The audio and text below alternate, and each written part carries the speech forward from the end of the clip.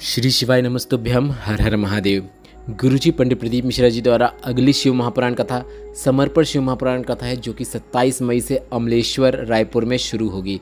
उससे पहले आज मतलब 23 मई 2024 दिन बहुत विशेष है, क्योंकि यह वैशाख माह का अंतिम दिन है और इस वैशाख माह की पूर्णिमा का पूरा लाभ प्राप्त करने के लिए गुरुजी पंडित प्रदीप मिश्रा जी के बताए 5 में से एक उपाय अवश्य कीजिएगा। इस वीडियो में हम आपको गुरुजी पंडित प्रदीप मिश्रा जी का बताया द्विजेश्वर महादेव वाला उपाय वीडियो के माध्यम से करके बताने वाले हैं। साथ ही चंपेश्वर महादेव का नाम लेते हुए एक विशेष उपाय है, जिसकी जानकारी आपको इस वीडियो के माध्यम से मिलने वाली है। साथ ही बड़े से बड़े कर्जे से मुक्ति के लिए वटकेश्वर महादेव वाला सरल उपाय आज आपको पीपल के वृक्ष के नीचे कैसे करना है, उसकी जानकारी भी हम आपको इस वीडियो के माध्यम से देंगे। इसके साथ ही हम आपको वैशाख पूर्णिमा का दोपहर और शाम को किए जाने वाला एक विशेष उपाय की जानकारी देने वाले हैं।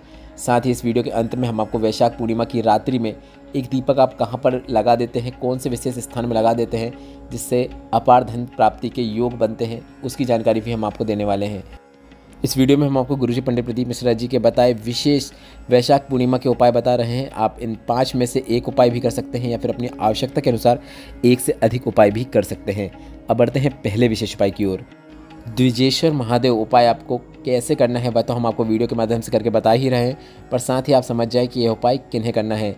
अगर आपके सामने बहुत बड़ी विपत्ति आके खड़ी हो गई है, जीवन में बहुत परेशानियां चल रही हैं, दुख तकलीफ कष्ट चल रहा है, बीमारियां चल रही हैं, तो जीवन से दुख तकलीफ और कष्ट को दूर करने के लिए 7 दिनों तक लगातार यह विशेष उपाय किया जाता है। आप यह उपाय शुरू कर सकते हैं कल से और लगातार 7 दिन तक कर सकते हैं। इस उपाय के अंतर्गत आपको विशेष तरीके से शिवलिंग पर जल अर्पित करना होता है। जल चढ़ाने की शुरुआत आपको शिवलिंग में जल जहाँ से नीचे गिरता है उस स्थान से करना है। वहाँ से धीरे धीरे जल अर्पित करते हुए आपको शिवलिंग का जो कटीय भाग है, माता पार्वती का जो हस्तकमल है, वहाँ से घुमाते हुए आपको वापस उसी स्थान पर जल की धार को लाना है जहाँ से आपने जल को अर्पित करना शुरू किया था। और इस उपाय को करते समय और जल को अर्पित करते समय आपको द्विजेश्वर महादेव का नाम स्मरण करना है। आपको समझ में नहीं आ रहा है कि किसका नाम लेना है, तो आप स्क्रीन में भी देख सकते हैं, आपको स्क्रीन में वह नाम भी दिख रहा है कि किस नाम को लेकर आपको यह उपाय करना है। इसके बाद आप जब जहाँ से जल अर्पित करना शुरू किए थे, मतलब जलाधारी से जल जहाँ से नीचे गिरता है वहाँ पर आप वापस आ गए। इसके बाद आपको यहाँ से वापस जल की धार को जहाँ पर आप बैठे हैं वहाँ तक लाना है और शिवलिंग के ऊपर ले जाकर पूरा जल द्विजेश्वर महादेव का नाम लेते हुए अर्पित कर देना है। ऐसा आपको लगातार 7 दिनों तक करना है और आपको 7 दिनों के अंदर ही देखने को मिलेगा कि आपके जीवन से दुख तकलीफ और कष्ट दूर होना शुरू हो जाते हैं। गुरुजी का बताया यह बिल्कुल विशेष उपाय है। इसी माह गुरुजी ने यह विशेष उपाय की जानकारी दी थी। एक बार आप प्रयोग करके अवश्य देखिएगा। बढ़ते हैं दूसरे विशेष उपाय की ओर। गुरुजी पंडित प्रदीप मिश्रा जी ने एक विशेष उपाय की जानकारी दी थी, जिसमें गुरुजी ने कहा था अगर प्रॉपर्टी का झगड़ा चल रहा हो, अदालत में पति पत्नी का झगड़ा चल रहा हो, भाई भाई का झगड़ा चल रहा हो, किसी ने गलत केस लगा दिया हो या फिर कोई प्रशासनिक कार्यवाही चल रही हो, कोर्ट कचहरी के चक्कर लगाने पड़ रहे हो, तो गुरुजी ने एक विशेष उपाय करने को कहा है। इस उपाय के अंतर्गत आपको कुछ सामग्री की आवश्यकता होगी। आप ध्यान से सुनिएगा। इस उपाय को करने के लिए आपको एक बेलपत्र, एक शमी पत्र, एक दूर्वा, एक कनेर का पुष्प, एक चावल का दाना, एक बार आप फिर से सुन लीजिए, एक बेलपत्र, एक शमी पत्र, एक दूर्वा, एक कनेर का पुष्प, एक चावल का दाना, मतलब आपको कुल मिला के 5 चीज़ों की आवश्यकता होगी। इन सभी चीज़ों को लेकर आपको रंगेश्वर महादेव, कुंदकेश्वर महादेव, चंपेश्वर महादेव, महादेव के 3 नामों का स्मरण करना है। एक बार फिर से सुन लीजिए, रंगेश्वर महादेव, कुंदकेश्वर महादेव, चंपेश्वर महादेव। इन तीनों का नाम स्मरण करते हुए बेलपत्र के पेड़ के नीचे उसी की मिट्टी का उपयोग करते हुए एक लिंगनुमा आकृति बना लेना है। गोल शिवलिंग जैसी आकृति बना लेना है। जलाधारी बनाने की आवश्यकता नहीं है, बस आप गोल आकृति भी बना देंगे तो भी पर्याप्त है। और सभी चीज़ों को आपको उसके ऊपर अर्पित कर देना है। आपको पर कुंदकेश्वर महादेव, चंपेश्वर महादेव और रंगेश्वर महादेव का नाम लेकर ही सभी सामग्री को एक साथ उस लिंगनुमा आकृति के ऊपर अर्पित कर देना है। इन सब चीज़ों को अर्पित करने से पहले आपको एक दीपक प्रज्वलित करना है। उसके बाद ही यह सभी सामग्री आपको अर्पित करना है, क्योंकि कोई भी पूजन या फिर प्रयोग या फिर उपाय करने से पहले दीपक प्रज्वलित करना होता है।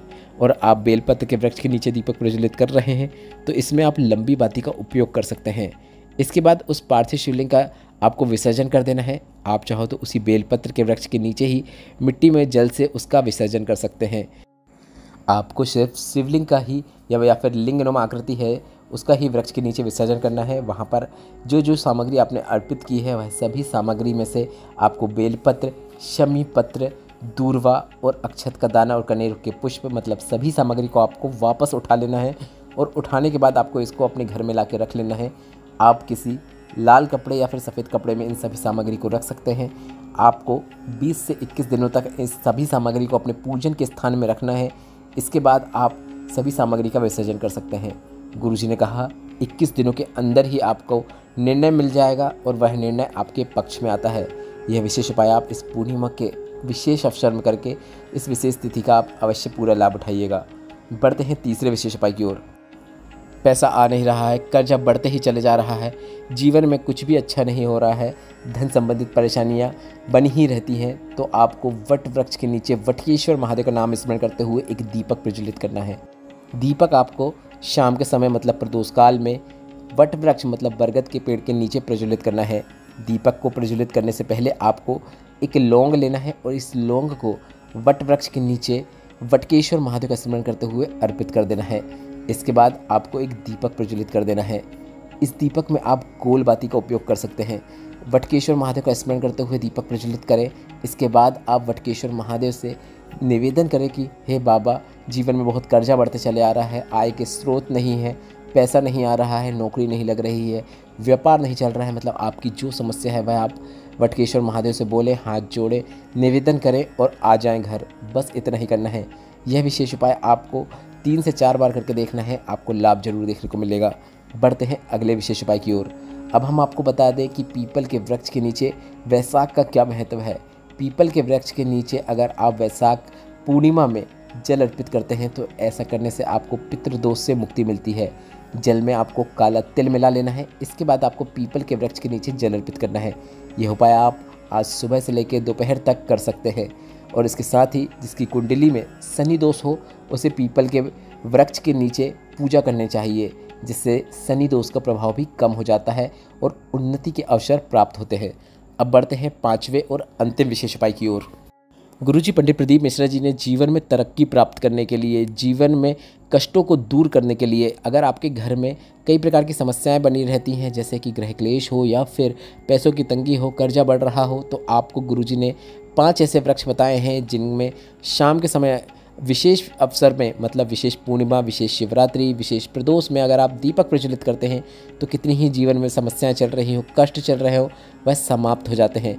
आपको सभी 5 वृक्षों के नीचे जाने की आवश्यकता नहीं है। आप 5 में से किसी भी एक वृक्ष के नीचे दीपक प्रज्वलित कर सकते हैं। अब 5 वृक्ष कौन कौन से हैं जिसमें आपको आज शाम को या फिर रात्रि को दीपक प्रज्वलित करना है, उनके नाम सुन लीजिए।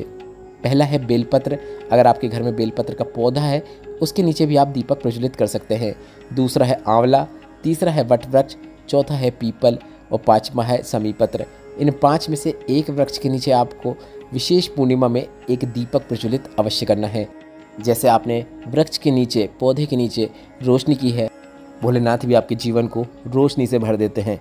अब हम आपको बता दें, अगर अभी तक आपने हमारा व्हाट्सएप चैनल को ज्वाइन नहीं किया जिसमें हम रोजाना की तिथियों की जानकारी, गुरुजी पंडित प्रदीप मिश्रा जी के भजन और सुंदर स्टेटस शेयर करते हैं, तो आप वह चैनल को ज्वाइन करने के लिए कमेंट बॉक्स में दी गई लिंक में टच करके अभी आप चैनल को फॉलो कर सकते हैं।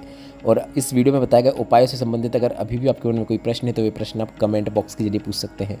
मेरे द्वारा दी गई जानकारी अगर आपको थोड़ी सी भी उपयोगी लगी है तो इस वीडियो को लाइक करके कमेंट बॉक्स में हर हर महादेव टाइप करना मत भूलिएगा। श्री शिवाय नमस्तुभ्यम। हर हर महादेव।